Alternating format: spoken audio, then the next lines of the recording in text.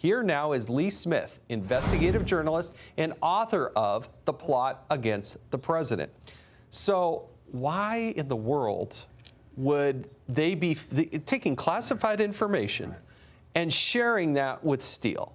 Right. First of all, I want to say it's a terrific piece by a colleague, Eric Felton. It's a very important piece. It gets to a lot of important issues.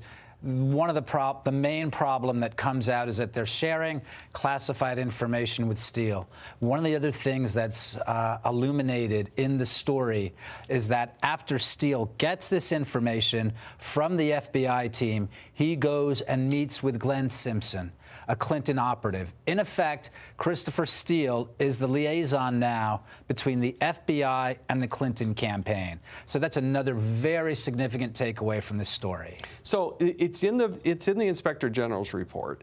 It highlights this. We don't know whether or not Durham is looking at this, but money is flowing. Taxpayer money. It's coming out of taxpayers' wallets.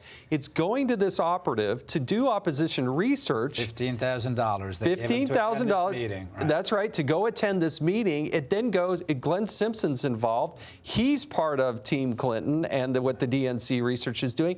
And then it gets even worse because that is then the information that they use for this FISA warrant. Exactly. That's the question that needs to be answered right here. We need to find out exactly why that information was being provided to Christopher Steele. We've known for a long time, of course, that Steele and the Clinton campaign was providing information to the FBI. It now appears the FBI was giving information to the Clinton campaign as well. Was that in order to direct the FISA so that they could obtain the spy warrant? This is so disgusting. I want you to listen in Mr. McCabe's own words about what he thinks part of the problem was.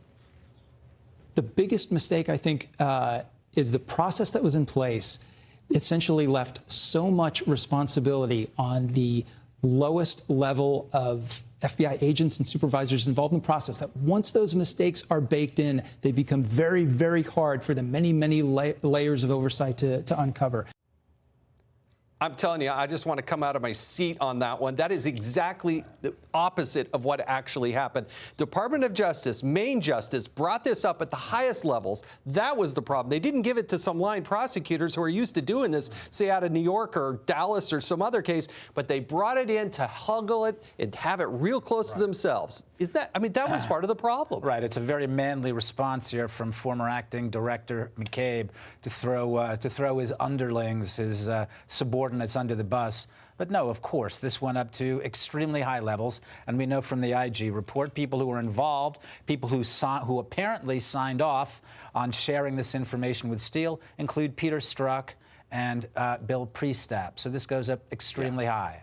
This goes back to the earlier part that we were talking about, where I got to tell you, I know there was some news about the non-prosecution of McCabe, but if you think McCabe is out of the woods on this one, I think he's got another thing coming, because between Barr and Durham and the things that are going on at the Department of Justice, this show is not yet over. Lee, thank you very much. Thanks Appreciate your great work. Thanks for inviting me.